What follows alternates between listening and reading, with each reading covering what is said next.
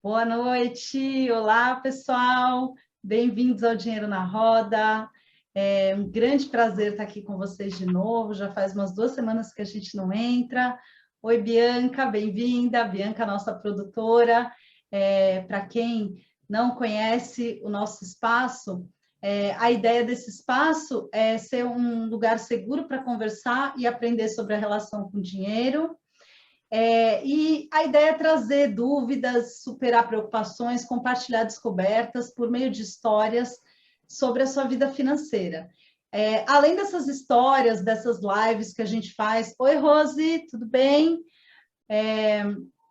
A gente faz rodas com grupos, com questões que tenham alguma semelhança, né? Então, por exemplo, a gente faz rodas com mulheres, com empreendedores, com jovens, com casais, com pessoas em transição de carreira, inquietos, educadores. E a ideia, então, é a gente organizar essas rodas para conversar e dialogar e tirar alguns mitos, né? E refletir e aprender juntos sobre essa relação.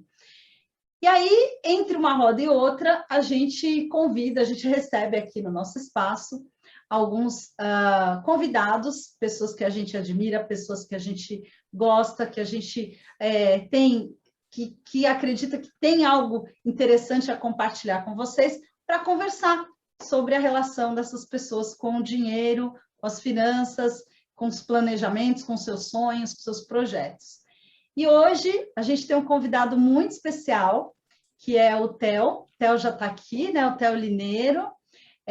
Ele se define como sonhador, apaixonado, tranquilo e viajante, né? Adora viajar. E para realizar esses sonhos, ele se vale de muito planejamento e muita organização. E foi sua habilidade de planejar que viabilizou realizar, entre outras conquistas, a sua transição de gênero em 2017. E é sobre isso que a gente vai conversar hoje, né? Sobre essa vocação para planejar. E também, por causa dessa vocação e desse interesse pela educação financeira, hoje ele tem um projeto autoral, que é o Finanças com Theo, e esse projeto ele vai transbordar, então, todas as questões aí da sua capacidade de planejar, não só para ele, como também para todos nós, né? Então, é um prazer receber, já chamei aqui. Bem-vindo, Theo! Boa noite, Andy. Boa noite, pessoal, tudo bem? Boa noite, bem-vindo. Boa noite, Franciele. Boa noite, Rose. A Bianca, que já está aqui. Quero agradecer a Bianca, que é a nossa viabilizadora, nossa produtora, que faz a roda acontecer aqui. E bem-vindo, Theo. Poxa, que alegria receber você aqui no nosso espaço. É um grande prazer. Bem-vindo à nossa roda. E a ideia hoje é a gente conhecer um pouquinho da sua história.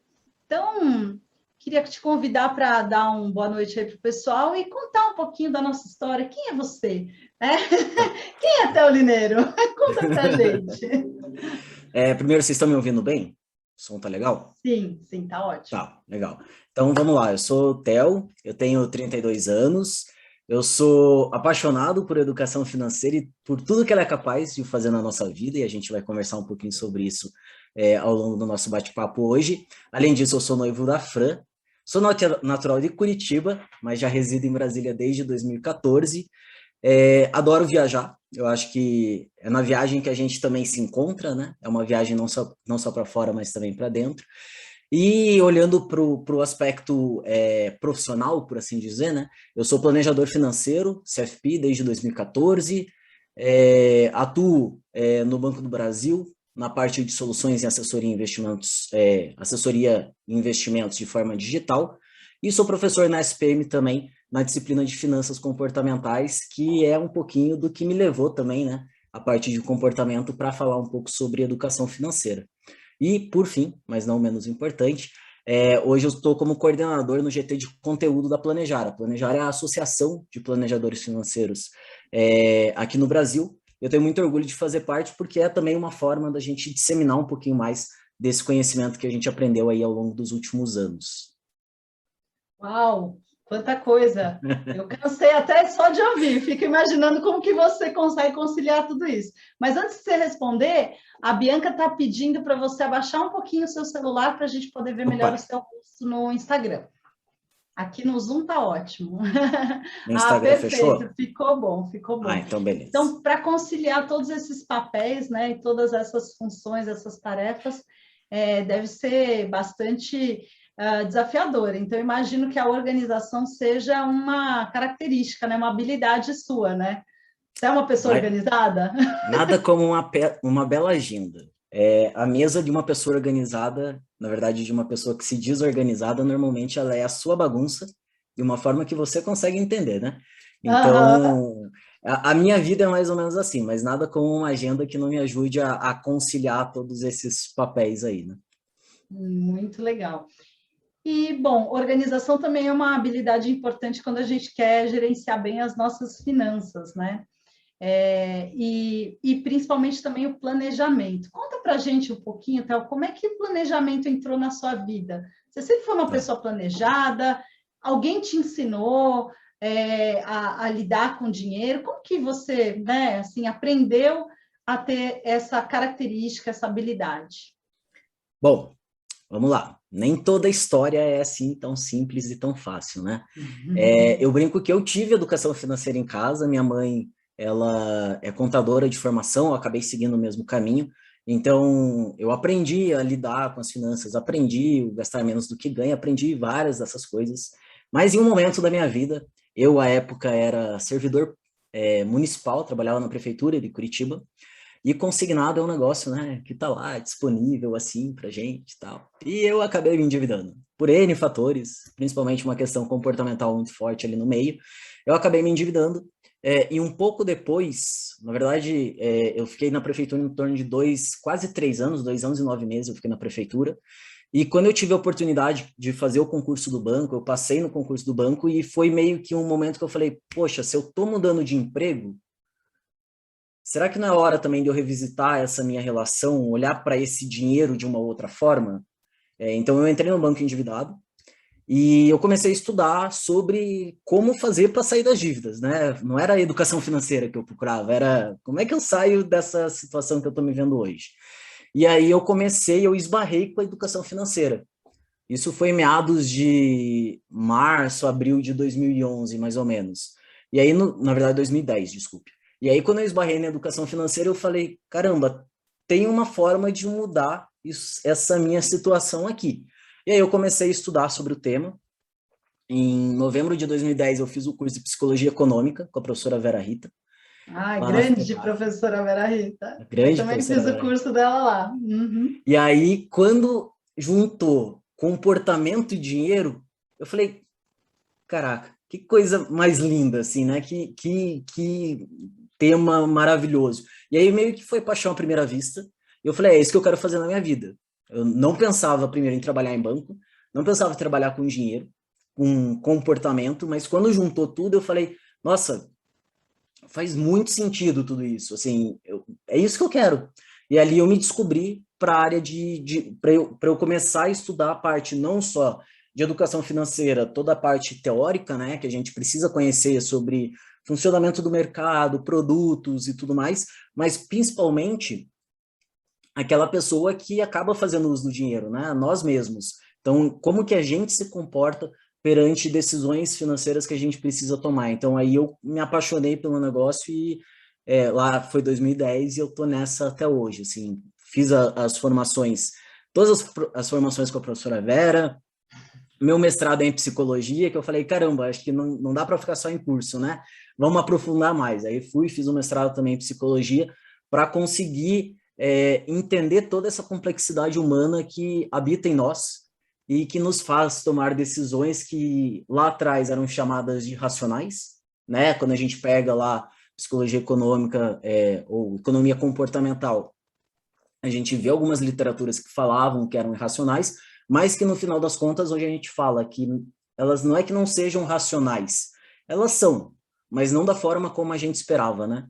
Então, enfim, foi paixão à primeira vista e essa paixão ela ela vem aí nos últimos 11 anos comigo.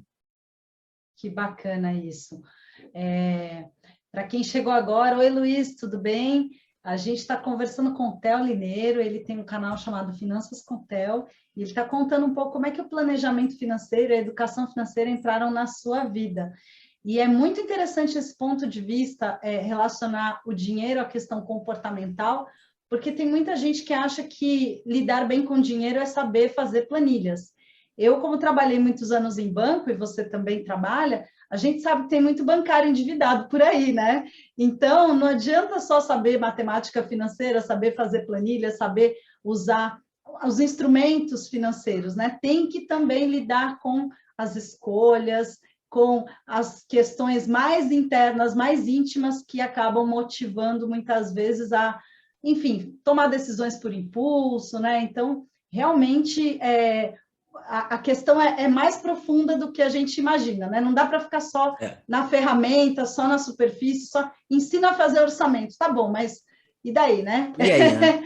E Como é aí? que eu vou fazer esse orçamento? Porque assim, aí a gente fala, você tem despesa fixa, tem despesa variável, mas como é que eu vou identificar, se for necessário, por exemplo, algum tipo de corte, como é que eu vou identificar onde que eu vou cortar? Então, eu sempre brinco que, quando as pessoas me perguntam qual que é a tua definição de educação financeira é autoconhecimento, porque o que menos você vai precisar é de planilha. Você não vai fazer orçamento? Vai, mas isso é uma parte que às vezes é tão pequena da realidade da educação financeira, do entender, né, as suas finanças, porque primeiro você precisa entender o que faz sentido para você, o que te gera bem-estar, no que você quer gastar o seu dinheiro, para depois você ir para a planilha e falar, tá, legal, agora se eu quero gastar meu dinheiro com, por exemplo, que nem no meu caso, eu adoro gastar dinheiro com viagem. Inclusive, quando eu morava em Curitiba, até é engraçado falar isso, né? Curitiba e São Paulo estão pertinho, né? De ônibus eram 6 horinhas, então era muito rápido. E eu ia para São Paulo para ir ao teatro, porque a cena cultural de São Paulo era muito mais rica que a de Curitiba. Então eu já fui, por exemplo, para São Paulo para assistir um show no final de semana. Aí, como eu estava em São Paulo, eu aproveitei, né? No domingo eu assisti a outro show e aí voltava para Curitiba. Então, para mim, o dinheiro servia para aquilo. Ele ainda serve, né? Em algum momento ele vai voltar a servir. Se... Quando Esperamos que em liberarem, breve, né? né? Uhum. Esperamos que em breve. Mas, assim, o dinheiro para mim ele serve para isso, para eu assistir um show, para eu ir ao teatro, para eu passear. Então, eu fazia de uma forma com o meu orçamento que aquilo que eu gostava, ele estava priorizado no meu orçamento. Significava que eu precisava cortar várias outras coisas? Não, significava que aquilo para mim era prioridade. Então, eventualmente, cortar uma saída para uma balada e tudo mais fica muito mais fácil, porque eu sei o que para mim faz sentido, o que eu gosto. Então, quando a gente fala educação financeira é autoconhecimento, é isso. Hoje, por exemplo, e aí eu vou fazer um parênteses muito breve, hoje, por exemplo, eu não tenho uma planilha de orçamento. Pô, tá, você é planejador financeiro e não tem? Não tenho, porque faz 11 anos que eu olho para o meu dinheiro, eu já tenho uma forma de lidar com ele, e eu priorizo os meus investimentos quando eu ganho meu salário. Então, eu recebi meu salário, eu separo o dinheiro para aquilo que é meu futuro, né? Eu tiro o dinheiro que é do lazer, e o restante que eu tenho é o dinheiro que eu vou pagar minhas contas, que eu vou fazer o dia a dia. Mas por quê? Porque eu encontrei essa forma de não ficar dependente de uma planilha, porque às vezes, para muita gente, essa também é uma realidade, né? Eu não gosto, não sei o quê. Mas em algum momento eu precisei parar e ir para a planilha para conseguir hoje não ter mais a planilha no meu dia a dia, né? Não ter mais a planilha sendo essencial, digamos assim, no aspecto de que eu tenho que sempre fazer a planilha. Tem gente que há 10 anos usa planilha e gosta de planilha. Eu gosto de dar o exemplo da minha mãe. A minha mãe tem um caderno, minha mãe não gosta de planilha. Mas minha mãe tem um caderno que ela anota todas as despesas dela. E tem uns 2 anos, mais ou menos, que eu fui passar férias na casa dela e ela estava mexendo nos cadernos. E ela encontrou caderno de quando ela comprava fraldas para o meu irmão. Ela guarda os cadernos? O meu irmão hoje tem 34 anos. Então, assim, minha mãe é aquela pessoa que ela gosta de anotar, ela não se adaptou com planilha, ela está no caderno e para ela faz total sentido. Que interessante. Então, perceba como isso que é interessante, que é minha mãe e sou eu, são duas pessoas que lidam totalmente diferente. E aí tem um outro aspecto também extremamente relevante, que é como que a família lida e como que a gente lida, dado aquele conhecimento que a gente teve, né? Então, por isso que eu falo da importância do comportamento. Ah, eu não gosto de matemática. Tudo bem, isso não é desculpa para você não olhar para o seu dinheiro, porque a matemática é o menor de seus problemas. Não é para ele, Verdade. não é a matemática que você vai precisar enfrentar na tomada de decisão, por exemplo, né? Com Então, certeza. Interessante essa história da sua mãe, né? Imagino que as pessoas que estudem inflação e crises econômicas poderiam consultar os cadernos da sua mãe para entender como que era o custo de vida há 30 anos atrás, né? Há 20 anos atrás. Está tudo lá, né? tá tudo lá, Registrado marcadinho, nos cadernos bonitinho. da sua mãe, né? Muito É, interessante essa ideia. De fato, essa questão comportamental tem uma importância muito grande. E se não fosse assim, né, se lidar bem com dinheiro fosse só saber fazer planilha, não existiria nenhum matemático endividado, né, nenhum contador. Eu imagino que contadores, eu não encontrei nenhum ainda endividado, mas eu já encontrei muitos bancários endividados. eu Mas conheço contadores que já se você endividaram. conhece contadores? Conheço. Então. Agora, você estava falando dos seus planos, né, para viajar, que você, né, tem essa questão de priorizar a viagem, né, o passeio, enfim, determinadas experiências, né? E aí você já organiza, né, já guarda o dinheiro que é para isso, né, e tudo mais. Mas nessa época, por exemplo, que você vinha para São Paulo para assistir uma peça, né, você falou que teve uma fase que você, né, se endividou um pouco além da conta. Você atribui a esse tipo de interesse, Não. você continuava tendo esse interesse, mas não organizava tão bem? Por que você acabou caindo na dívida? Assim? Você tem um Tá. diagnóstico disso? Tenho um diagnóstico muito claro disso.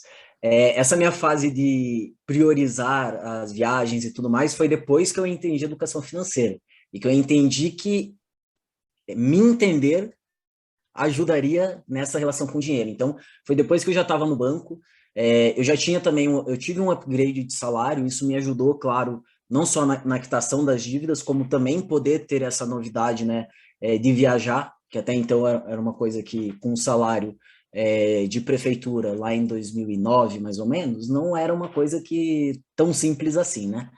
Uhum. Então, quando eu me endividei, na época que eu trabalhava na prefeitura, fazendo assim bem por cima, né? Eu estava num relacionamento, eu entendia que eu precisava apoiar ao máximo a pessoa que estava comigo nesse relacionamento, e eu também entendia que eventualmente o status era uma coisa relevante, porque eu via aquilo na minha volta. Eu sou de uma Você pessoa queria de classe média. pertencer de alguma forma a um grupo? Tinha essa Exatamente. necessidade de pertencimento? Tinha. Uhum. Eu, e assim como muita gente hoje, eu vejo que ainda trabalha com isso, né? Então, eu atribuo, é claro, eu estava nesse relacionamento, mas as decisões financeiras, o dinheiro eram meus. Então, assim, não é jogar a culpa para o outro porque eu tive a minha culpa. Então, acho que esse é o principal aprendizado. Ah, eu estava num relacionamento, me endividei porque eu queria colocar mais naquele relacionamento. Tá bom, mas quem fez isso fui eu. Então, internalizar isso e entender que por mais que a dívida tenha sido feita para algo que não fui eu que usufruí, fui eu que permiti. Então, o primeiro passo para mim foi entender e aceitar esse comportamento que eu tive. Porque às vezes dói, às vezes a gente quer dar uma chicotada e fala assim, caramba, né? Como é que você foi fazer isso?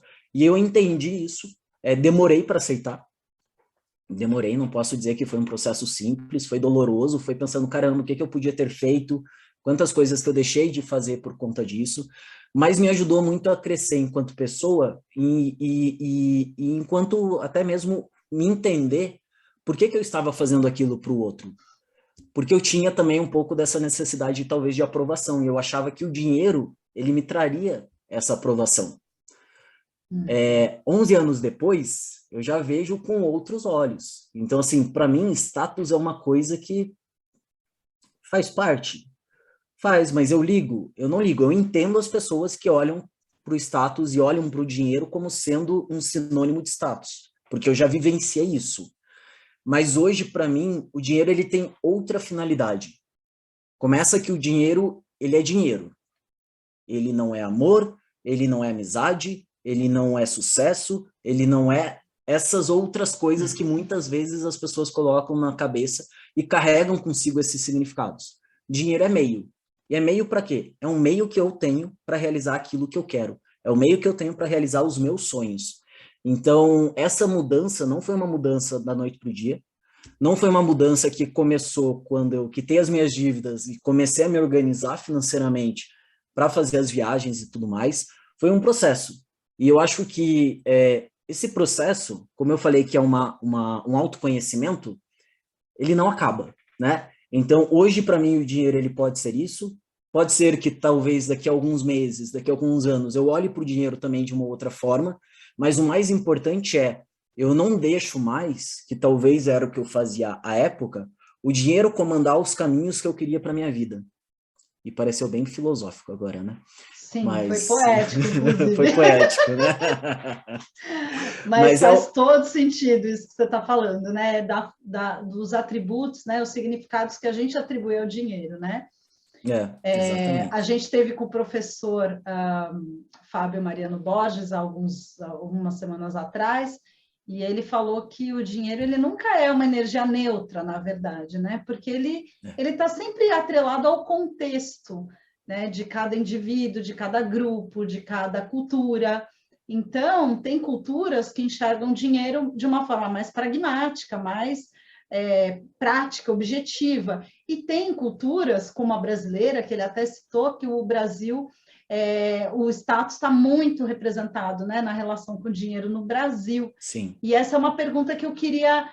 você, como um educador financeiro, um planejador, uma pessoa que dedica sua vida para isso, né, para esse tema, qual é o seu sonho quando você pensa na relação do brasileiro com o dinheiro? O que você espera? O que você gostaria que o brasileiro, né, que conscientizasse, enfim, né? Como que você gostaria que fosse a relação dos brasileiros, né, enfim, que você conhece com o dinheiro?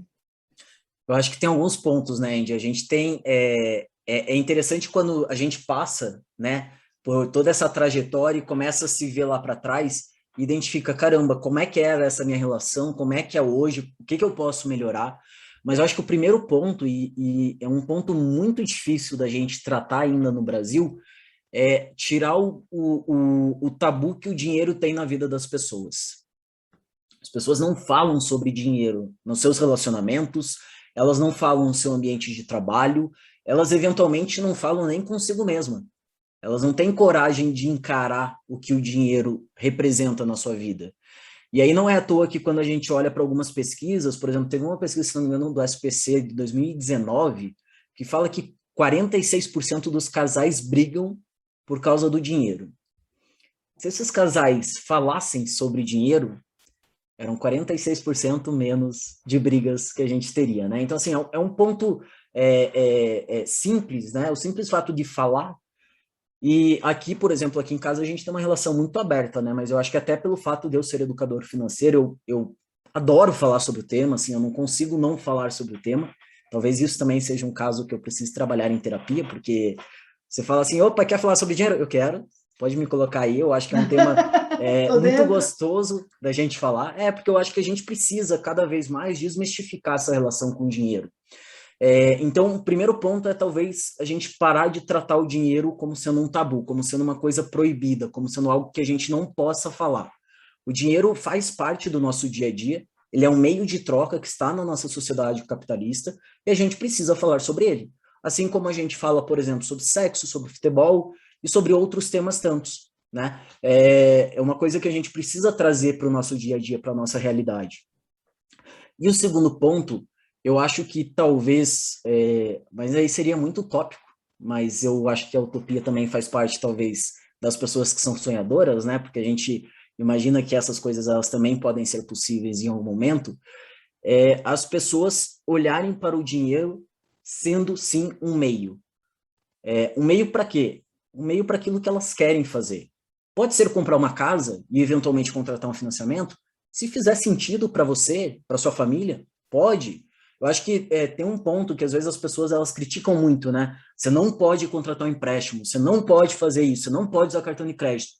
Não é isso. O dinheiro, a educação financeira não é sobre isso. Não é sobre não poder. É sobre entender o que faz sentido na sua vida.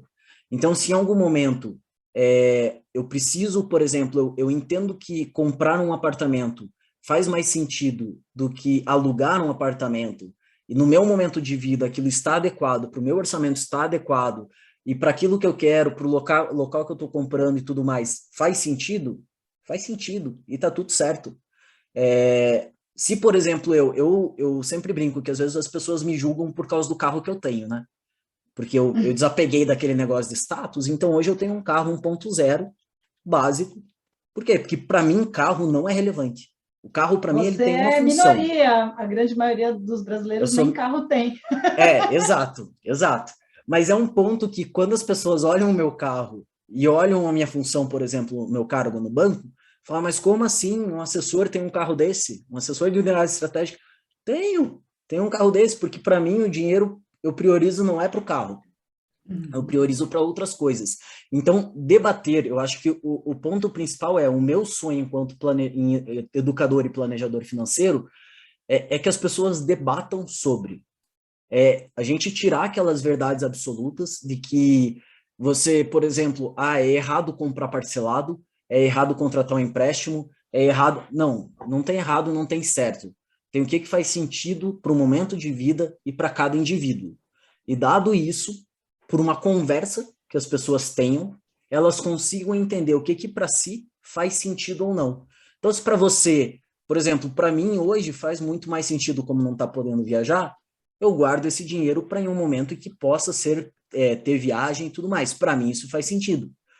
Mas para outra pessoa, por exemplo, já que não pode viajar, ela pode querer, por exemplo, reformar a casa, que muita gente reformou, inclusive, né, na pandemia.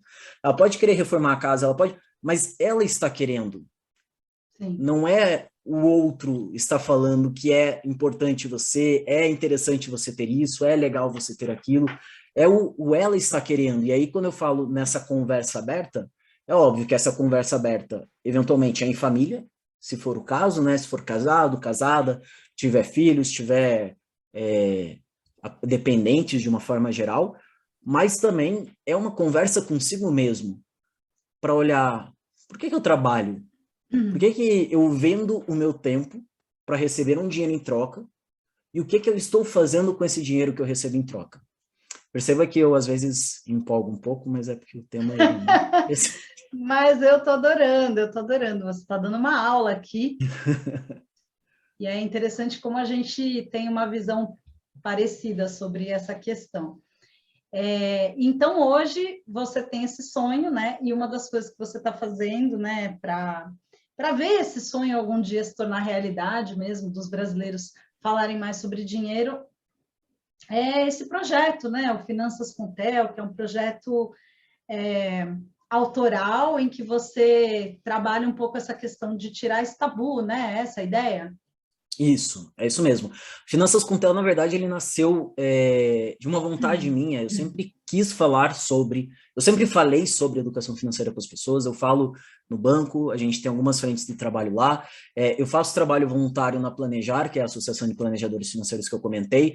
Já tem uns 2 anos e pouquinho que eu estou atuando lá. Agora eu estou como coordenador da parte de conteúdo.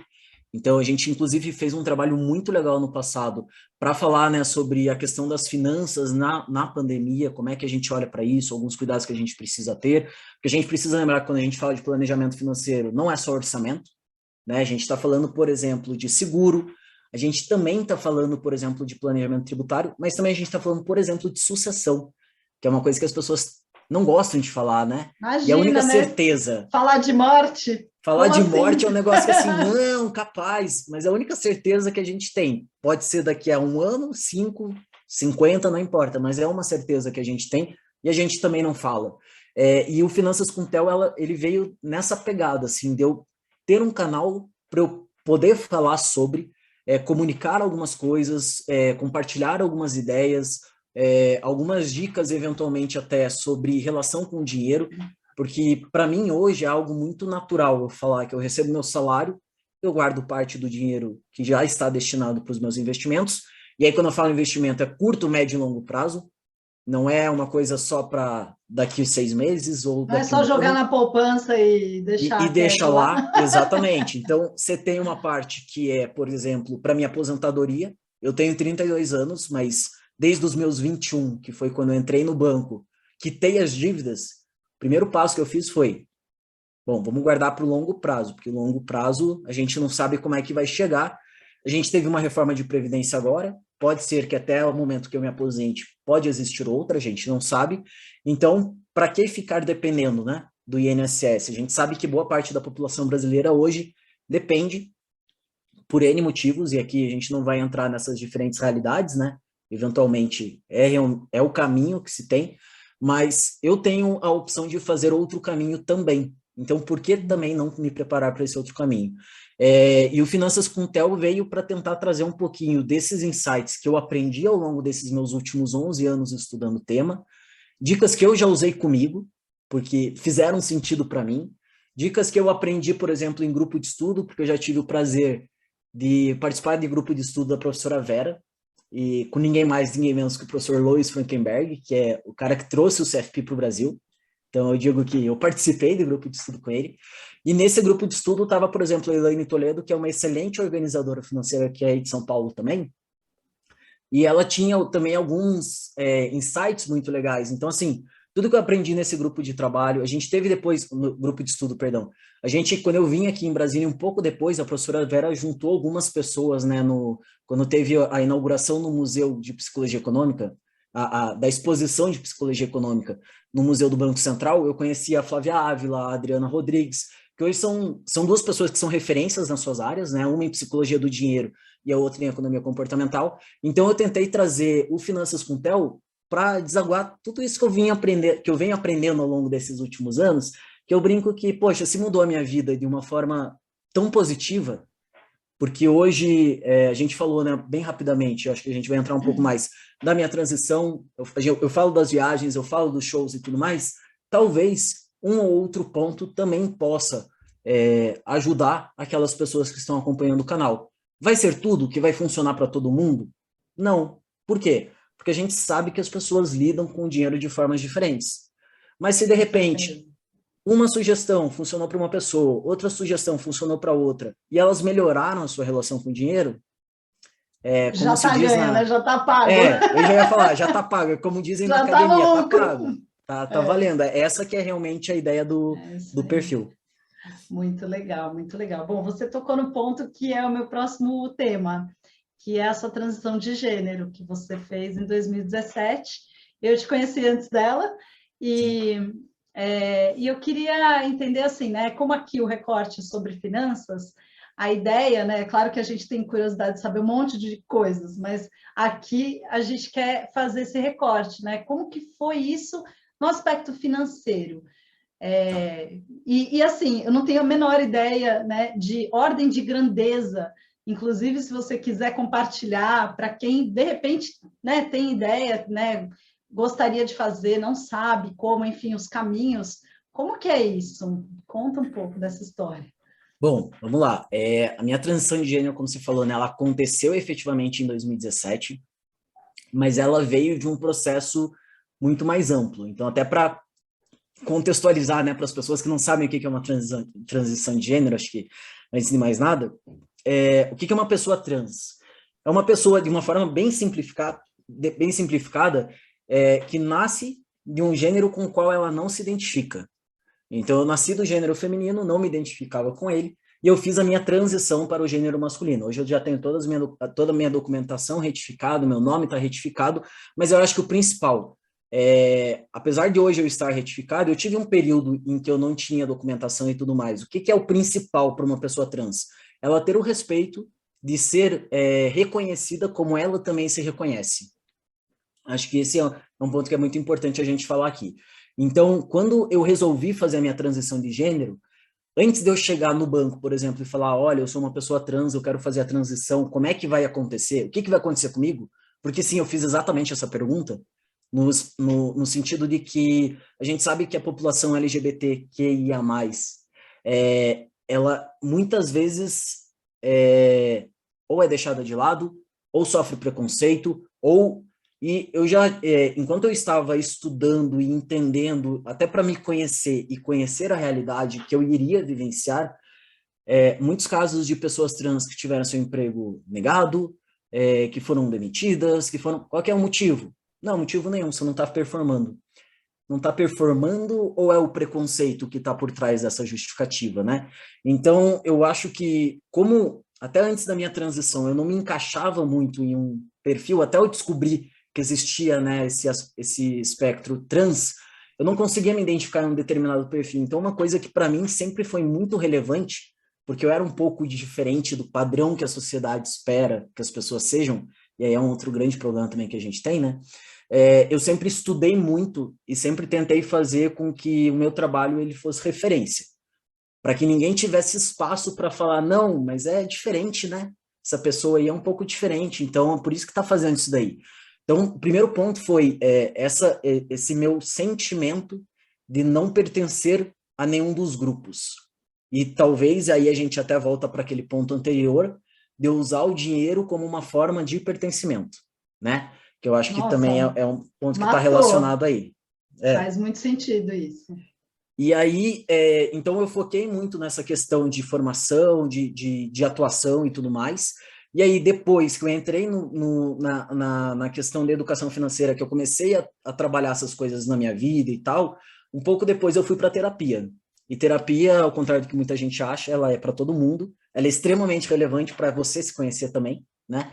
E eu fui para terapia porque eu queria entender por que eu não conseguia me encaixar num determinado grupo que a sociedade falava que eu precisava me encaixar, e o que era, o que estava acontecendo, então eu fiz terapia, e aí na terapia foi um processo de desabrochar muito bonito, assim, de eu começar a me entender, de eu começar a entender o que eu colocava como mais importante, o que eu colocava como menos importante, só que não foram 4 anos, e eu ainda não tinha descoberto o universo trans. Porque um outro ponto que eu acho que é importante falar também é que eu venho de uma família um pouco mais conservadora. E eu também não culpo minha família é maravilhosa.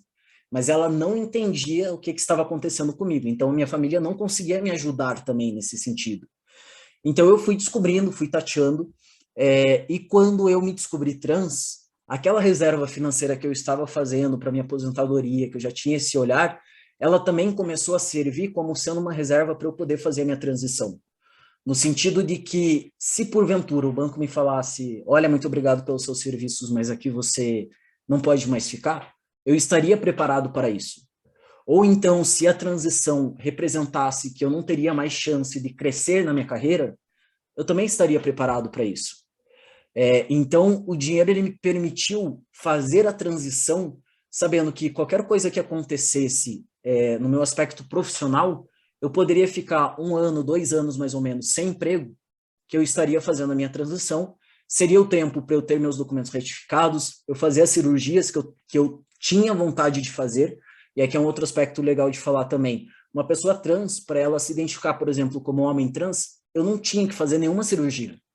Basta o simples fato de eu me identificar enquanto homem, ponto. Isso a gente tem que entender. Porque muitas pessoas trans, elas optam por não fazer a cirurgia, ou talvez elas não tenham os recursos para fazer a cirurgia. A minha primeira cirurgia, por exemplo, eu acabei fazendo no particular, porque eu tive negativa no meu plano de saúde. Poderia recorrer? Poderia. Mas para mim era tão importante fazer a cirurgia que foi retirada das mamas, que eu falei, e eu tenho dinheiro para isso, e aí não é nenhum tipo de, não é querer ostentar nem nada, mas assim, eu tinha o dinheiro para poder sair, eu tinha o dinheiro para poder fazer a cirurgia, fui num médico que eu pesquisei antes para garantir que eu não ia sofrer preconceito, porque isso também acontece com pessoas trans, sofrer preconceito, inclusive de corpo clínico e tudo mais. Então, eu encontrei um médico que me atendeu super bem, entendeu a minha demanda, garantiu que no hospital que eu ia fazer a cirurgia, eu não ia sofrer nenhum tipo de preconceito, e aí eu fui lá e paguei a cirurgia. Depois eu falo até valores, até para a gente saber assim como é que foi. Eu precisaria fazer no particular? Não, poderia ter entrado com recurso, já tem hoje jurisprudência para plano de saúde cobrir. Só Então, uma acho que esse é pergunta, um por ponto. que os convênios negam? Qual é o argumento para negar uma O argumento que cirurgia? eu recebi foi estético. que eu E se for estético, não que daí ele não eles cobriria. consideram como estético. Então, a época, quando eu fiz, que foi em 17, foi considerado estético, mas já tinha um julgamento que deu o favor para o homem trans. Então, se eu recorresse, ou se eu entrasse na justiça contra o plano, eu conseguiria ganhar. Só que aí a gente Talvez coloca na levasse muito balança. tempo, né, e tudo. E eu coloquei na balança o estresse que eu ia ter versus a alegria que eu ia ter ao fazer aquela cirurgia. Assim, foi a medida de, será que vale a pena? Por conta, foi um valor relevante? Foi, para muita gente foi um valor extremamente relevante. Mas assim, naquele meu momento de vida e que eu já tinha definido que eu ia fazer a transição, aquilo para mim, o que a gente chama de passabilidade, né? O fato de eu tirar, fazer a cirurgia de retirada, para mim era extremamente relevante. Então, não tinha dinheiro no mundo que pagaria a minha tranquilidade, a minha alegria, e eu posso falar isso, a alegria que eu tive ao tirar o colete pós-cirúrgico, não tem dinheiro no mundo que pague aquela alegria. Então, assim, para mim fez muito mais sentido. E aí eu fiz essa cirurgia, eu entrei, um pouco antes dessa cirurgia, eu entrei com pedido para retificação de nome na justiça. A retificação de nome, à época, você tinha que fazer por meio judicial, você não podia ir no cartório para fazer essa mudança. Um pouco Isso depois... tem um custo também? Eu consegui fazer pela Defensoria Pública. Tá. Então, eu tive, na verdade, depois o custo, porque a gente tem muitos documentos nesse Brasil, né? Então, eu tive depois o custo para tirar novamente os documentos. Então, eu fiz uma nova certidão de nascimento, fiz um novo CPF, fiz um novo RG, fiz uma nova carteira de habilitação, tive que mudar o documento do carro para o meu nome retificado, tive que mudar toda a documentação da minha formação, porque senão não tinha documentação com o nome TEL. Então, eu tive que mudar toda a documentação da minha formação. Os diplomas e tudo? Todos os diplomas, mudei diploma de ensino médio, de faculdade, o mestrado eu segurei para defender a minha dissertação só depois que meu nome estava retificado, então atrasei um ano no mestrado para conseguir defender com o nome já retificado, para não ter depois, porque não é tão simples assim, né? Tem lugar que não tem problema, que muda rapidinho, mas tem lugar que a gente sofre um certo preconceito para fazer esse tipo de transação, né? De mudança, então eu segurei um pouquinho para isso. E aí eu entrei com um processo de nome em meados de abril, mais ou menos, de 2017. E em maio de 2018 eu consegui ter o nome retificado. Hoje você consegue indo num cartório. Tendo sua documentação anterior, você vai no cartório que você tem o registro, você consegue fazer essa mudança, e aí todas as outras mudanças seguem o mesmo rito, né? Mas está mais rápido, mas continua sendo custoso, porque você tem que pagar por toda a documentação. Então, e aí assim, para mim, acaba que a transição de gênero, ela foi possível porque eu tinha essa reserva, que se eu perdesse o emprego, eu ficasse estagnado na carreira, qualquer coisa acontecesse, eu tinha uma reserva financeira que me deixava tranquilo. Então, não era um peso para mim fazer a transição, muito pelo contrário. O meu maior medo na transição foi do preconceito. Que ele existe, o Brasil é um dos países que mais mata pessoas trans no mundo, então era uma realidade que eu tinha que encarar. E eu não posso dizer que só porque hoje eu já fiz a transição, eu perdi o medo. Eu acho que, infelizmente, as pessoas LGBTQIA+, elas vivem os seus medos diariamente, porque a gente simplesmente sofre uma agressão verbal, uma agressão física, simplesmente por ser quem a gente é. Não é porque a gente fez errado, não é porque a gente roubou de alguém, é por a gente existir. Então, eu acho que esse é o maior medo que eu tinha durante a minha transição. Hoje ele é menor, porque eu tenho isso que a sociedade chama de passabilidade. Então, se alguém me encontrar na rua, a pessoa não vai achar que eu sou trans. Isso também é um outro conceito muito complicado, porque a gente sabe de muitas mulheres trans, por exemplo, que tem o ombro mais largo, e aí, às vezes, por conta disso, acabam apanhando, ou porque não conseguiram ainda fazer uma prótese de silicone que tanto queriam e acabam apanhando. Então, a gente sabe de N problemas e N motivos, né, que acarretam esse preconceito. E eu falo que o problema é do preconceito. O problema não sou eu, o problema não é outra pessoa. O problema é do preconceito que ela vive e que é cultural, infelizmente. É uma coisa que na nossa sociedade parece que é algo até às vezes exaltado, né? Uhum. Não à toa que a gente viu, acho que hoje de manhã eu estava lendo notícia e eu vi algum comentário de um jogador de vôlei falando sobre a questão de que na época dele bonito era conseguir o bronze e feio era dar a bunda. Desculpa a Nossa. terminologia nesse horário e tal, mas assim, por quê? E ele é um jogador da seleção e a gente na própria seleção de vôlei também tem uma pessoa que abertamente é gay. Então, quer dizer, imagine esse ambiente que você tem, né? Nas Uhum. Olimpíadas, falar isso abertamente, hoje parece que é algo natural. A internet veio para muitas coisas boas, né? Mas acabou Uhum. dando poder também para muita gente e a gente acaba vendo essa Com realidade certeza. também. Então, mas voltando aí para a pergunta, Assim, finaliza, depois eu vou não, entrar não, com eu acho que alguns comentários do público também. voltando para a pergunta, assim, eu acho que ter a tranquilidade financeira, por mais que ela não seja capaz, claro, de bater preconceito, de nada disso, mas a tranquilidade financeira ela me permitiu focar para essas outras coisas e me preparar para o que viria. Então, por sorte, assim, eu sempre falo para quem me pergunta, eu tive muita sorte na minha transição, porque eu tenho amigos maravilhosos, eles me deram muito apoio. Foi até muito interessante que a primeira vez que eu fui contar para alguns amigos, eu falei, olha, eu sou um homem trans, eu me identifico como um homem e tal. Eu ouvi de alguns amigos assim, tá, mas o que que muda?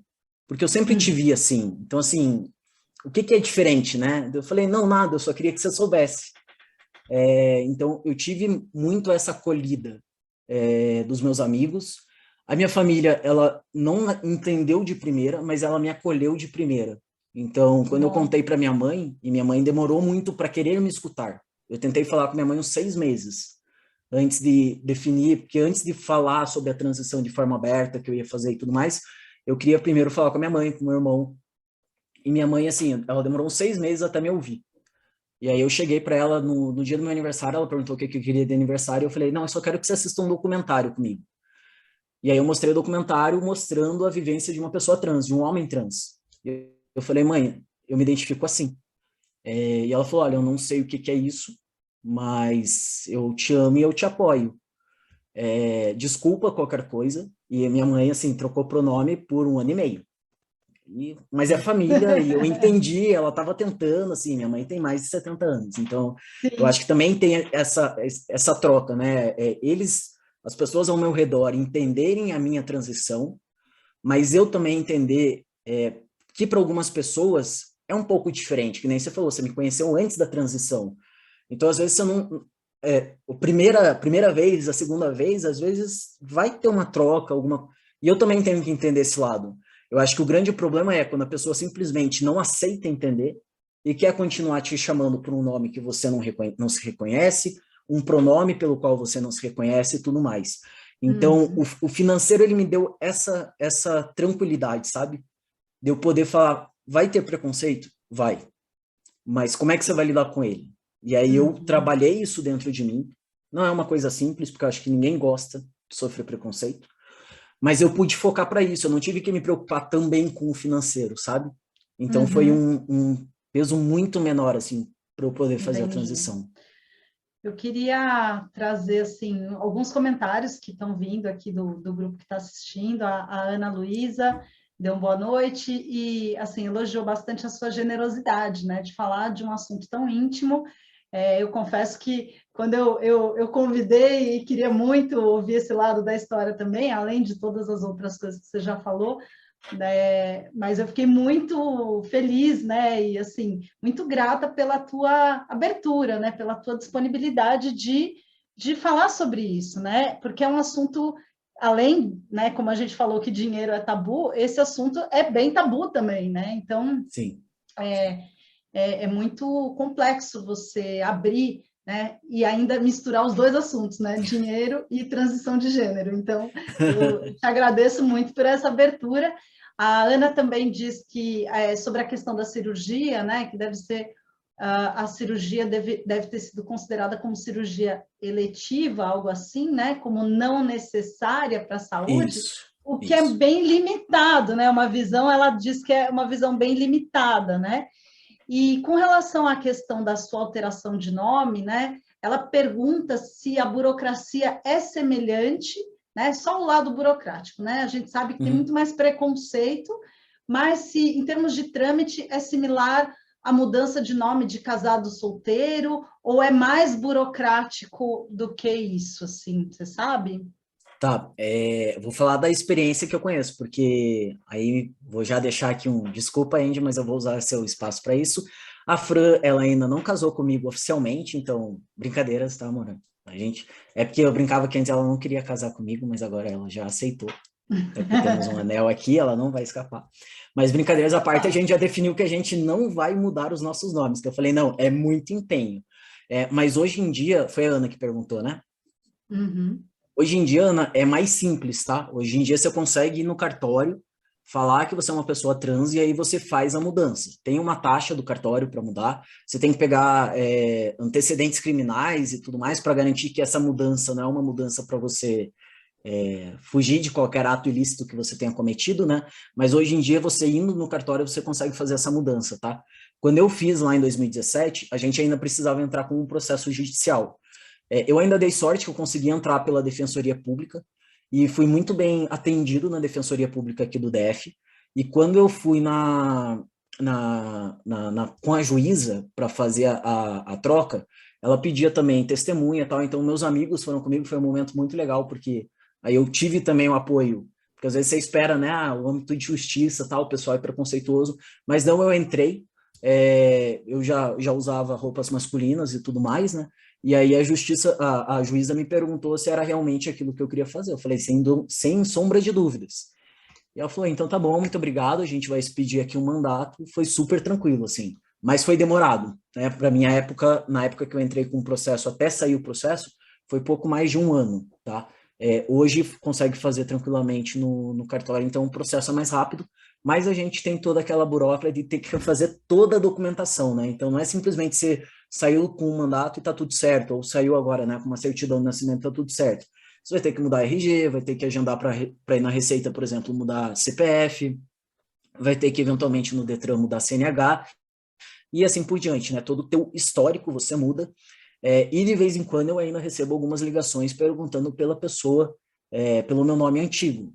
Mas aí, assim, aí eu já falo, eventualmente, dependendo do meu humor, eu explico a situação, ou dependendo, eu falo, não, eu não conheço, não é mais esse nome. Dependendo do caso, eu admito que eu faço essa também, tá? Imagino. E, bom, você ficou de falar mais ou menos, né, de dar uma ideia de custo, né, De dessas valores, cirurgias e isso. tal, né, e também talvez você tenha uma ideia de quanto você gastou com toda essa mudança de documentação, enfim, você tem uma noção, né? Tenho sim. A minha cirurgia, somente a retirada das mamas, mas aí eu admito que eu já fiz uma parte um pouco mais estética também, porque já que era estético, né? Então eu já aproveitei e tirei umas gordurinhas a mais. Eu gastei em torno de R$ 22.500 lá em 2017. Hoje em dia, existe a possibilidade de fazer pelo SUS? Existe, É mas isso a que eu ia fila, perguntar, para quem não tem, a vamos fila dizer, é a sua gigante. condição financeira, para quem não tem, né, certos privilégios que, querendo ou não, Sim, né, você que eu tem. tenho, com certeza. Como é que é para quem é, né, uma pessoa periférica que, né, enfim, trabalha informalmente, não tem uma renda fixa, se quiser fazer no SUS, você falou que é uma fila gigante, é o quê? Anos de espera, é isso? São anos de espera, tanto que aqui no DF eu participo de um grupo de homens trans, e a maioria ou faz vaquinha, ou dá um jeito de fazer uma economia. Hoje em dia tem mais médicos que fazem a cirurgia, então aqui no DF ela deve sair na casa dos seus 10 a 14, 12 mil reais mais ou menos, tá?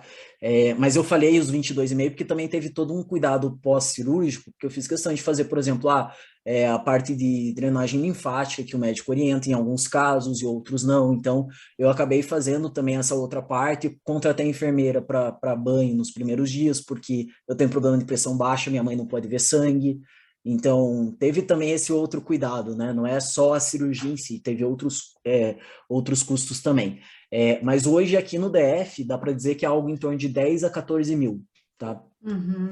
E com relação à mudança documental, como eu tive toda a questão de histórico escolar, de faculdade, de pós-graduação, de ensino básico e tal, ficou em torno de R$ 500 mais ou menos a minha mudança de documento. Mas é Entendi. porque eu tinha muita documentação e eu fiz questão de mudar tudo. E fora isso, você tem que tomar hormônios, tem Tenho. uma medicação regular que tem que tomar, isso entra também no orçamento, né? Se a pessoa Isso, quiser, né, ela perfeito. tem que se preparar para esse processo. Como que é isso? E aí já avisando, normalmente, se não me engano, mulheres trans devem gastar mais.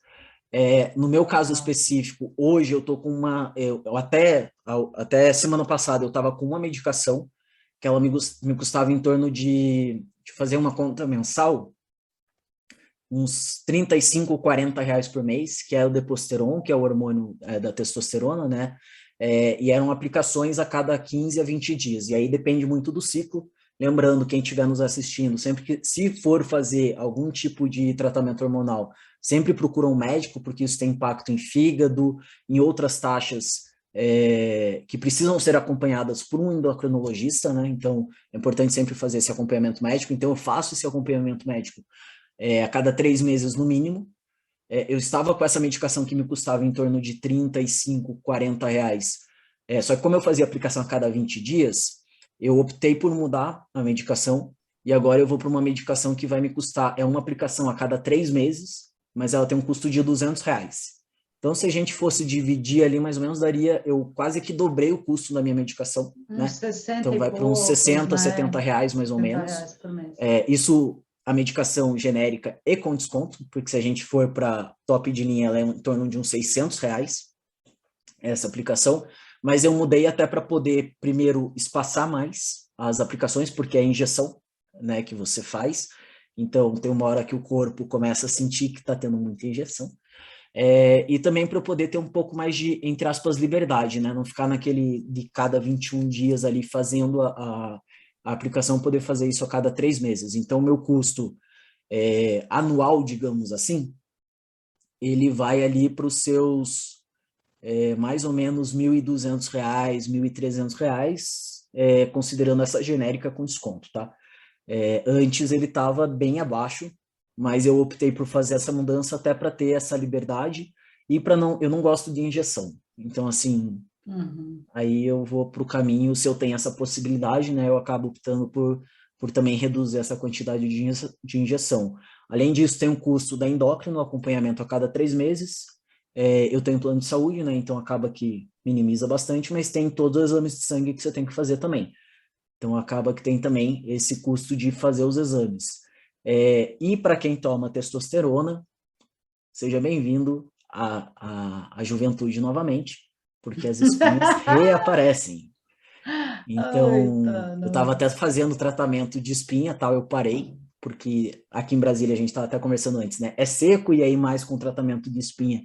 O corpo em si, ele demanda muito mais água, muito mais hidratação, eu preciso voltar para isso, mas aí tem mais um custo, por exemplo, de dermato e acompanhamento e medicação e creme e tudo mais para poder manter essa carinha jovem. Nossa, precisa de planejamento, então, né?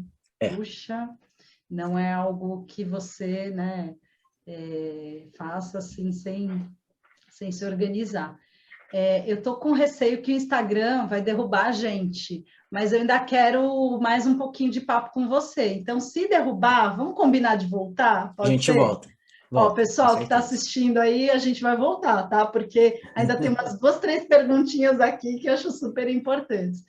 É, mas muito legal, né? Essa tua reflexão sobre o quanto que é necessário se planejar e também esse olhar para o grupo, né? Essa rede de apoio que você falou, as pessoas fazendo Sim, vaquinha, se organizando para ajudar umas às outras a pagar. Essa comunidade, ela é bastante unida nesse sentido de apoiar, inclusive financeiramente. Vocês têm modos de se organizar, inclusive para apoiar pessoas que têm menos condição financeira para fazer? Como que é isso? Inclusive Tá, para quem quiser, de repente, procurar algum caminho, alguma ONG, enfim. sim. A gente não tem, esse grupo que eu participo, ele foi criado por outros meninos trans. E foi muito bom para mim, por exemplo, porque quando eu estava em Brasília e falei, não, eu preciso conhecer outras pessoas, entender a vivência, já me preparar para o que está para vir. Eu encontrei uma pessoa trans, que é o Leonardo Luiz, ele é personal trainer, inclusive, para alguém, se alguém precisar de um personal trainer, temos personal trainers que são trans também, temos pessoas trans em todas as possibilidades, é só a gente dar um Google ali, uma pesquisada, porque as pessoas trans existem e elas precisam desse apoio, precisam desse lugar também, porque a gente também precisa como eu falei, né, que eu trouxe algumas realidades financeiras, também precisa de emprego, tem todas essas despesas para pagar. Então, esse grupo, na verdade, é uma organização de meninos trans aqui do DF, não tem uma ONG por trás nem nada, mas sempre que alguém faz uma vaquinha, tem a possibilidade de colocá-la no grupo para outras pessoas ajudarem, mas a gente tem, seja aqui em Brasília ou São Paulo também tem algumas ONGs, né, que ajudam pessoas LGBTs. Então, acho que é sempre legal pesquisar pela região onde você mora para poder encontrar isso. No talvez já falecido, não tanto, né, Facebook, mas que hoje em dia muito menos gente usa, tem alguns grupos também de pessoas trans que eu acho que é importante para fazer essa troca. E o que eu diria, assim, se porventura você conhece ou é uma pessoa trans, eu sei que é difícil, eu sei que, como a Andy bem falou, eu estou num lugar privilegiado, porque eu sou uma pessoa branca, eu tenho emprego, eu sou de uma família de classe média, então, assim, eu tenho condições de trazer todo esse cuidado que eu tenho para a minha saúde, mas minimamente também tenho esse cuidado. Quando eu falo isso, nunca faça por conta, sempre procure orientação médica. É um custo, mas é um custo que você está fazendo não só para o teu eu hoje, mas para aquele famoso que a gente fala, né, em finanças comportamentais, economia comportamental, para o seu eu do futuro, para garantir que teu fígado vai estar 100% quando você precisar dele, que a tua taxa hormonal está ok também, que você não tem problema com colesterol, porque a testosterona também aumenta as taxas de colesterol, e eu já tinha problema de colesterol antes, então eu preciso manter o acompanhamento, eu faço uso de medicação para colesterol, então eu preciso manter o acompanhamento com o médico, também por conta disso. E pesquise na região onde você mora esses grupos de apoio. Se você me perguntar, a comunidade LGBT, ela é muito unida? Depende da comunidade. Eu sempre falo que, assim, às vezes existem umas certas brigas entre as siglas, sabe? O L que não se dá com G, que não se dá com T, o T, as pessoas trans na comunidade LGBTQIA+, de uma forma geral, são muito, como que eu posso dizer, esquecidas, muitas das vezes, ou sofrem muito preconceito também de outras pessoas, sejam gays, sejam lésbicas, bis e assim por diante, mas os bis, muitas vezes, também acabam não tendo tanta visibilidade, essas outras letrinhas que chegaram depois, também muitas vezes são esquecidas, né? Então, eu acho que o principal, às vezes existe sim, um pouco desse preconceito dentro da comunidade LGBT, mas o que a gente sempre tenta fazer, e eu acho que aí é o papel de cada um de nós, sendo ou não LGBTQIA+, é sempre promover o debate e promover o apoio, o cuidado e o respeito. Eu acho que esse é o principal. Ninguém está pedindo para ser... eu não tô aqui falando, olha, você tem que amar uma pessoa trans, tem que você tem que se defender, relacionar com tem uma pessoa que trans. Não, levantar a bandeira. você tem que respeitar minimamente. Se você quiser levantar a bandeira, você pode levantar a bandeira, mas no mínimo o que a gente pede é respeito. Eu acho que esse é o básico e é o básico do ser humano. Quando eu fiz a minha transição lá em 2017, eu pude participar de um evento muito interessante que o Banco do Brasil estava fazendo na época e era aberto ao público, que é o Inspira Bebê. E no Inspira Bebê eu fui falar sobre a minha transição. Antes de ter feito cirurgia, antes de ter retificado o nome, eu ainda não tinha escolhido o nome Theo, inclusive, quando eu fiz a palestra, mas uma frase que eu acho que eu falei, eu tenho muito orgulho de ter falado ela naquele evento, que eu acho que faz muito sentido para isso que eu quero trazer aqui. Que eu trouxe o seguinte pensamento: todos somos iguais, iguais nas nossas diferenças. Então não é porque você é uma pessoa hétero, cis, que é o diferente de trans, né, o inverso de trans, que vai ter uma pessoa exatamente igual a você no mundo. E você não deixa de respeitar uma outra pessoa hétero, cis. Então, por que você vai deixar de respeitar uma pessoa que é homossexual, uma pessoa que é bissexual, uma pessoa que é trans e assim por diante? Então, é só esse cuidado que a gente precisa ter, não é por ser uma pessoa LGBTQIA+, é por ser um ser humano, Uma simples pessoa. assim, uma Uhum. pessoa. Então, eu Sim. acho que é esse o olhar que a gente precisa ter para o outro. Às vezes as pessoas olham e falam, nossa, mas é trans, coitado. Não, não, a gente não quer vitimismo, a gente não. Não, a gente só quer o respeito, que é o mínimo que as pessoas precisam nos dar. E quando a gente vai, por exemplo, para uma discussão de política pública, a gente quer ter o mesmo espaço que uma outra pessoa tem. Então a gente quer Uhum. ter também um cuidado, quando a gente está falando, por exemplo, do SUS, ter um ambulatório trans ajuda as pessoas que precisam do SUS a fazer a sua transição, a manter a sua transição. Então, acho que é esse olhar que a gente precisa ter, né? E aí, voltando Isso para a existe pergunta, um laboratório, um ambulatório trans? Isso existe, existe? existe Eu com estou pouca perguntando verba, porque eu pouco realmente não apoio, conheço. existe com pouca verba, pouco apoio, mas ele existe. Inclusive, aqui o do DF estavam discutindo, não sei se era fechamento ou alguma mudança.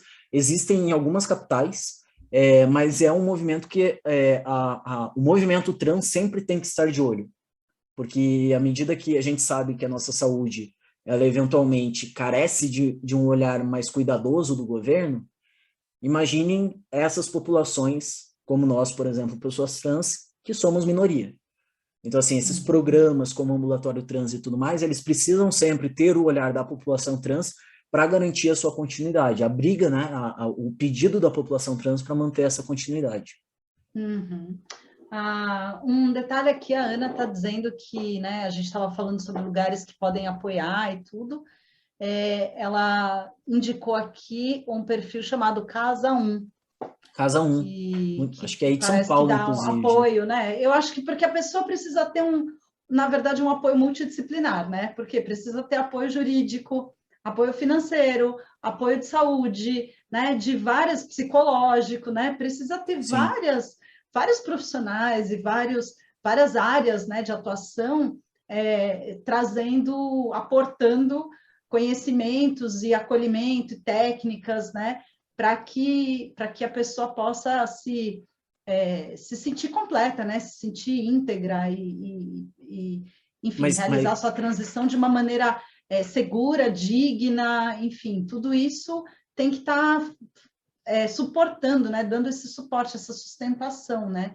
E a gente sim, sabe que a gente vive num país que é carente em vários níveis, vários né? Então, aspectos. esse olhar mais específico para esse público, realmente, eu imagino que esteja ainda muito engatinhando, né? Como você falou, muita coisa já evoluiu, hoje em dia você consegue fazer mudança de nome no cartório e tudo, já é mais rápido, mais ágil, já tem um ambulatório trans, né? Já tem, enfim, tem remédios também, hormônios em posto de saúde, em farmácias de baixo custo também, acessível à população? Tem, tem quem faz o acompanhamento pelo ambulatório, por exemplo, consegue, se não me engano, em alguns casos também consegue a medicação. Mas quando a gente fala de ambulatório, por exemplo, ela é uma fila, assim como a fila do SUS, é uma fila enorme. Então tem gente que está mais de um ano esperando para ter, por exemplo, a sua primeira consulta com endócrino.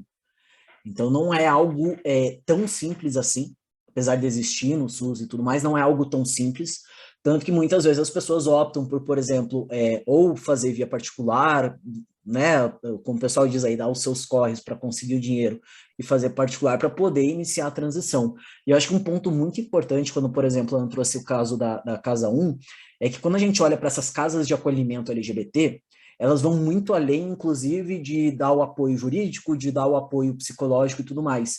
Porque a gente precisa lembrar que muitas pessoas, quando falam que são LGBTQIA+, nas suas casas, elas, por vezes, em sua grande maioria, elas são expulsas de casa. Então, às vezes, é um simples teto que essas casas também dão.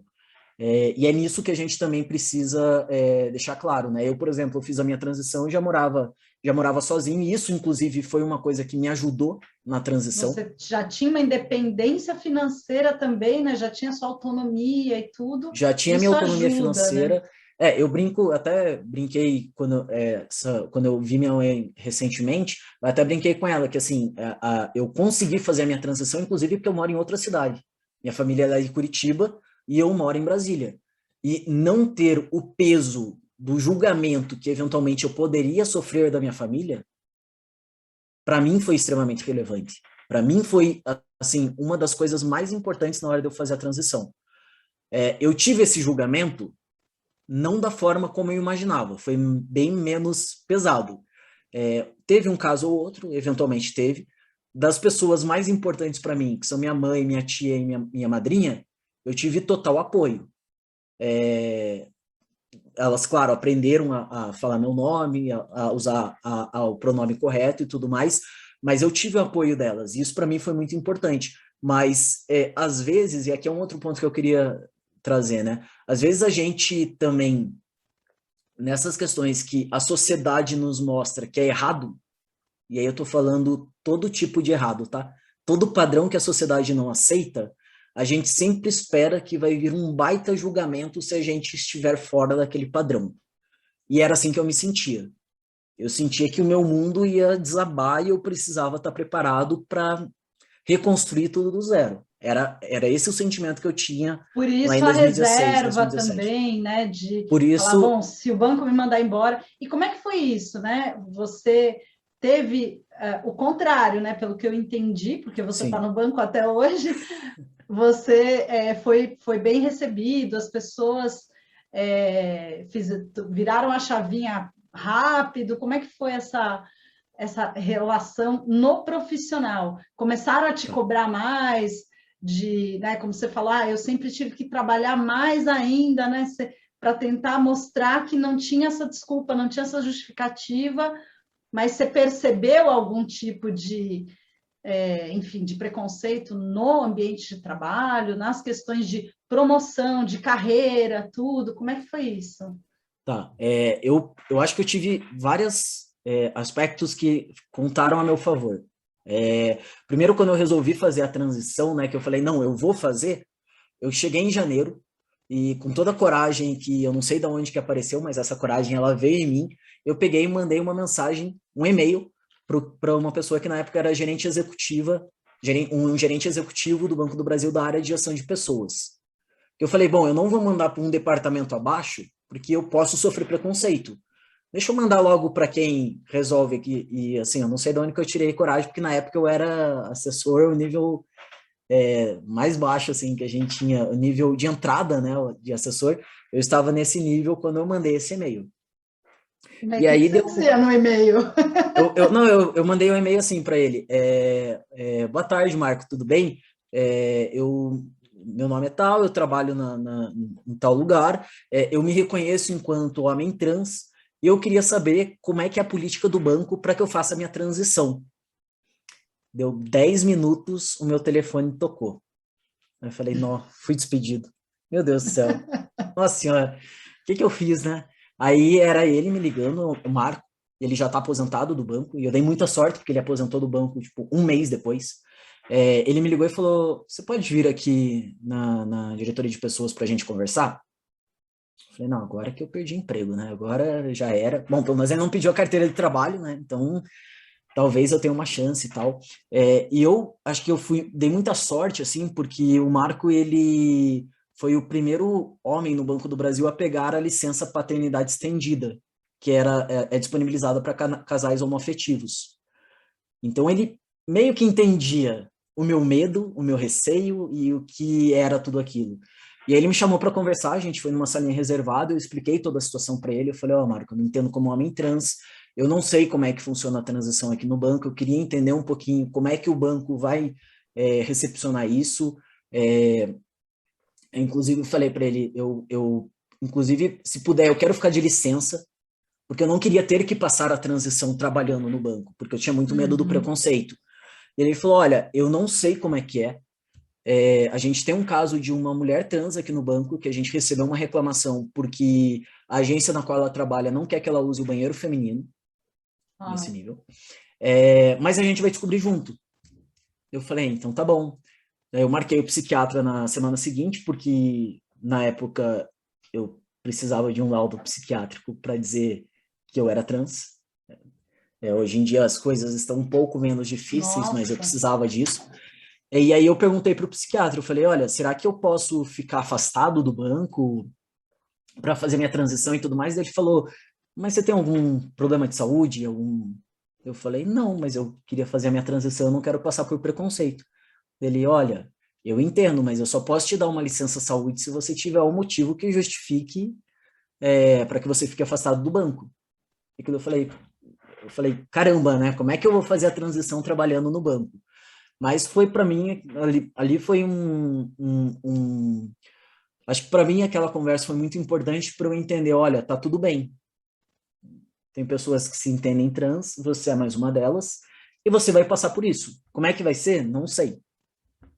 Deu mais ou menos uma semana, o Marco me ligou e falou, Theo, a gente vai fazer uma reportagem no dia, acho que é 29 de janeiro, por conta da questão do Dia da Visibilidade Trans e tal. Posso indicar teu nome?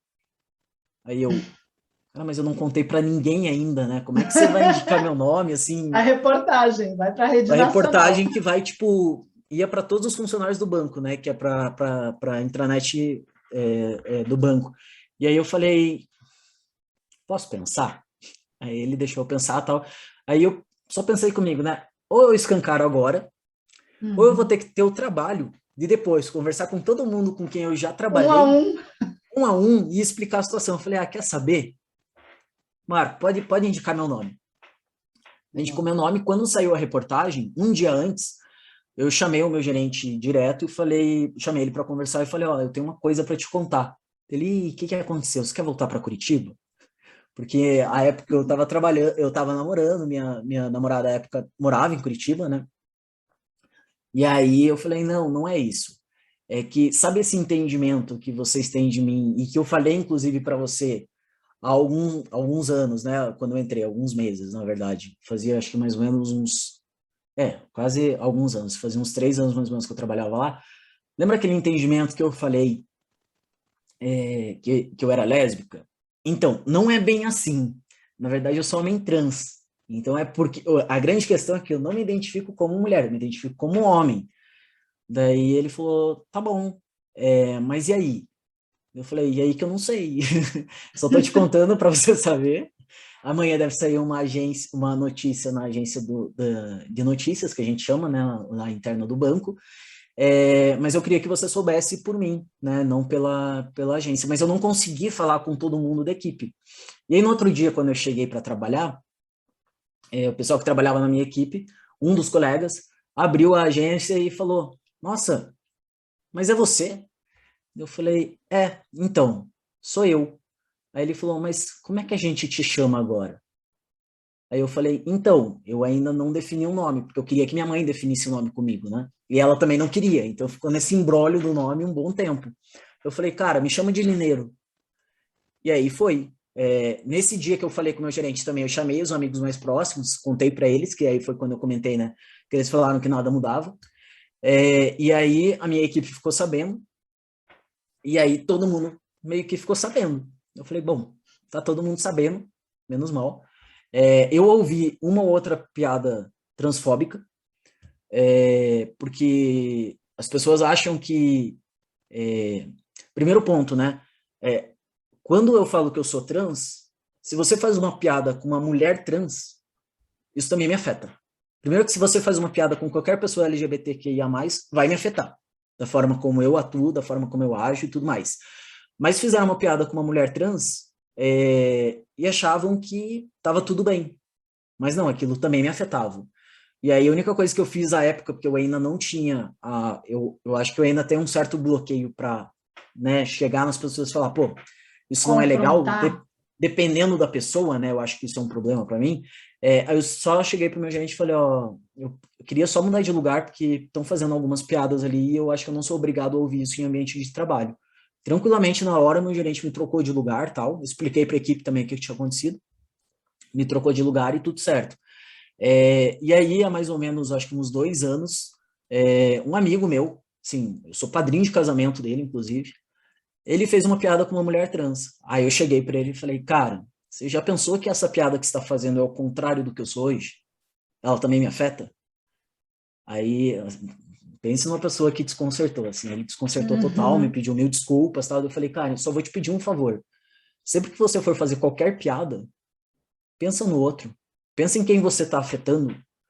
Pode ser que não seja comigo, mas às vezes pode ser que futuramente, quem sabe, um filho teu ou uma filha tua passe por uma situação dessa.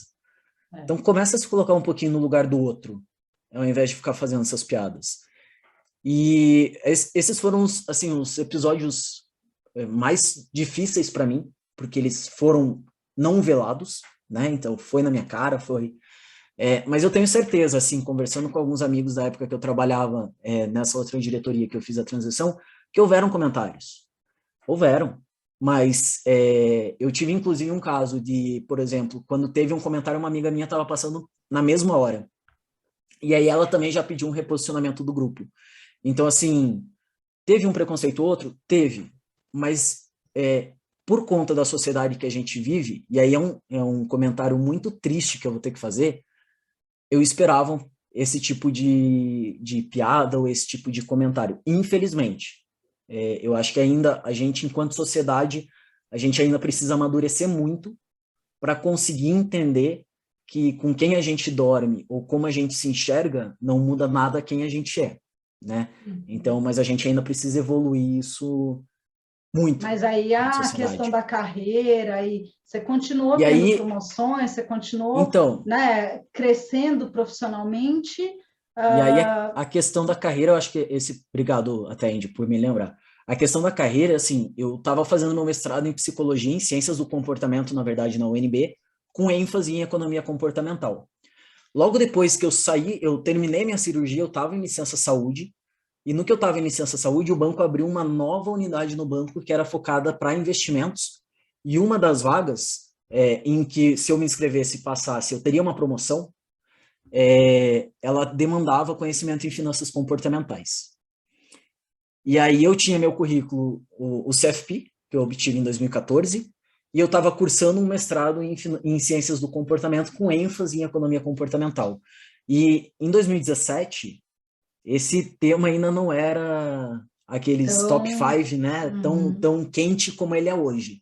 Então, eu consegui participar da entrevista, foi logo depois que eu voltei da minha licença saúde, teve uma entrevista, eu consegui participar da entrevista, e aí foi colocar para fora todo o conhecimento, na época, né, dos 7 anos que eu tinha estudando educação financeira, porque na vaga também pedia conhecimento de educação financeira, eu estudando educação financeira, finanças comportamentais, e aí aquela vaga foi minha, é o cargo que eu estou hoje, como assessor empresarial nessa unidade, e eu atuo hoje com educação financeira e finanças comportamentais. Então, o tal do Ikigai, né, que ficou famoso aí há alguns anos, eu posso dizer que eu estou exatamente nele hoje na minha atuação, tanto dentro do banco, e aí pegando toda a linha do Ikigai, né, no sentido de ser pago também por aquilo que eu gosto, mas também com o projeto do Finanças com o Theo, porque eu não sou pago, né, é um trabalho que eu faço hoje de forma voluntária para levar um pouco desse conhecimento que eu obtive ao longo desses anos, mas que também é uma coisa que eu amo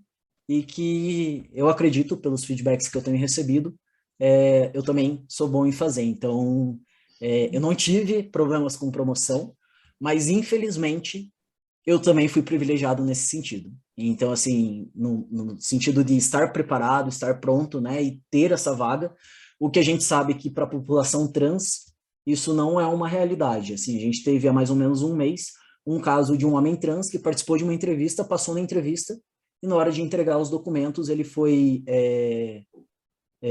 descartado, né, por assim dizer, Gentilmente descartado, gentilmente né? descartado pelo dono da empresa, que descobriu que ele era homem trans. Então, assim, essa minha realidade, esse meu caminho feliz, não é o caminho feliz Não da reflete maioria das a. pessoas trans.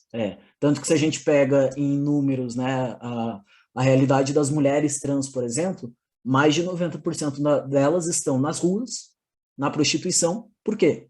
Porque não tem um espaço pro mercado, no mercado de trabalho para fazer para atuar muitas das vezes, inclusive com a sua formação. Não é que são pessoas sem estudo ou sem preparo, não. Muitas vezes elas não têm oportunidade de trabalhar com a sua formação. Isso é muito triste e eu vejo um movimento acontecendo muito forte de cada vez mais se fortalecer os empreendimentos, né, de pessoas trans, de pessoas da Sim. comunidade LGBTQIA+, de pessoas negras, de mulheres, né, enfim, porque o dinheiro ele precisa circular nessas comunidades. Isso. A gente precisa que o dinheiro, né, é importante para quem está assistindo, a gente está falando de dinheiro aqui, que essas pessoas tenham acesso, né, também a meios para realizar seus sonhos, para realizar suas transições, para realizar seus desejos, suas viagens, seus projetos, né? Então, não é só o preconceito no sentido de não respeitar ou de não tolerar, mas de tirar o acesso, né? Isso pega, porque quando a pessoa não tem acesso ao recurso para poder realizar o seu propósito, para poder ser íntegro, né, em tudo que faz, a gente tem uma sociedade que aprofunda a desigualdade, né, aprofunda a falta de oportunidade para todos, né, e acho que esse é Sim. o que a gente precisa combater, lutar, enfim. Então, quem está aí ouvindo a gente que está nas organizações, né, que pode tomar decisão, que tem possibilidade de influenciar, né, em contratações, né, para que a gente possa ter cada vez mais um ambiente de dentro das empresas refletindo o mundo aqui fora, né? Sim, Refletindo o que é sim. a sociedade, que é plural, que é diversa, que é toda colorida, e é isso que a gente precisa mesmo, né? Nossa, E aí, quando... Theo, diga. Não, desculpa, até pegando essa tua fala de refletir a sociedade, né? Quando você pega algumas pesquisas que falam sobre produtividade, entrega, já é mais do que comprovado que empresas diversas conseguem entregar muito mais, porque tem diferentes olhares, né? Você não fica travado naquela visão que todo mundo que estudou no mesmo lugar sempre teve e que vai sempre seguir. Não, você tem outras realidades, você tem outras vivências, e isso agrega muito numa empresa, enfim, nas relações de uma forma geral, porque a gente fala de empresa, mas eventualmente até no nosso círculo de amizade, né? Ter essas diferentes vivências também nos permite olhar além do nosso próprio umbigo, né? Além do nosso próprio mundo. Uhum. Ai, olha, eu não tenho palavras para agradecer, acho que o pessoal ficou aqui firmemente, a gente já está com 1h30 praticamente de conversa, que bom que o Instagram não derrubou a gente, então quero te agradecer demais, e quero te convidar para deixar um recado aí para o pessoal que está assistindo, falar do seu projeto, compartilhar aí, acho que a Bianca já colocou aí o @finançascontel, e deixar um recado final aí, te agradecer demais e convidar quem assistiu aí a também curtir, seguir a nossa página, Dinheiro na Roda, e em breve a gente vai publicando aí algumas pílulas dessa conversa que foi incrível. Muito obrigada, Theo. Muito obrigada mesmo. Diga aí Bom, seus últimas palavras aí. antes de mais nada, eu queria agradecer pelo convite. Acho que foi um prazer, uma honra poder estar aqui, né? Eu gosto muito de trazer um pouco dessas realidades que eu vivi, porque eu acho que pode ajudar outras pessoas, então espero que tenha ajudado de alguma forma. Eu acho que eu queria deixar dois recados. Um primeiro falando sobre a questão da minha transição, que até a gente usou na chamada, né? Hoje eu ocupo o meu lugar no mundo e eu te faço o convite para que vocês também ocupem os seus lugares. Isso não significa que você precisa se reconhecer LGBTQI, YZ, qualquer outra letrinha, não. Mas é você olhar para dentro e entender o que faz sentido na sua vida, o que você é, o que você não é, o que você gosta, o que você não gosta, e ocupar de forma verdadeira e honesta consigo mesmo o seu lugar no mundo. Por isso que eu fiz a minha transição, para eu poder ocupar esse lugar. Hoje eu falo de boca cheia, que eu sou teolineiro, tenho orgulho da minha vivência, tenho orgulho de quem eu era antes da transição, porque foi quem eu era antes da transição que me permitiu fazer a transição e ser hoje o Theo que eu posso falar aqui com vocês. Então, o primeiro convite é ocupe seu lugar no mundo. E o segundo convite é para você olhar para as suas finanças talvez da forma, e aí um pouquinho um convite talvez um pouco egoísta, mas para que vocês olhem para o dinheiro de vocês, para a relação que vocês têm com o dinheiro, da forma que talvez eu consegui olhar lá atrás. Para mim, o dinheiro hoje, ele significa empoderamento. Empoderamento no sentido de eu poder ocupar meu lugar no mundo. Então, foi através, claro, que tiveram outros aspectos na minha vida que foram trabalhados para eu poder fazer a minha transição, mas o pilar financeiro, ele também foi muito importante para essa transição, para ele não ser um peso na minha transição. Então, o olhar para a educação financeira, como a gente falou lá no começo, é um exercício de autoconhecimento e é também um empoderamento para você fazer e realizar aquilo que você quer nessa vida. E aí ficou o convite aqui, como a Angie já fez para o Dinheiro na Roda, também deixo o convite aqui para quem quiser seguir lá no Finanças com Tel, que é um lugar para a gente também, assim como aqui, falar de uma forma segura e sem tabus sobre a sua relação com o dinheiro. Obrigada, querido. Obrigada, gente. Eu que agradeço. Valeu pela participação de todo mundo. Obrigado para todo mundo que ficou até o final. A gente não quer ir embora, a gente está muito gostoso. Mas valeu. Obrigada, querido. Obrigado a gente você. Continua aí juntos nessa jornada de trazer educação financeira aí para todo mundo e apoiar esse empoderamento. Valeu, Com querido. certeza. Beijo. Beijo. Obrigado, pessoal.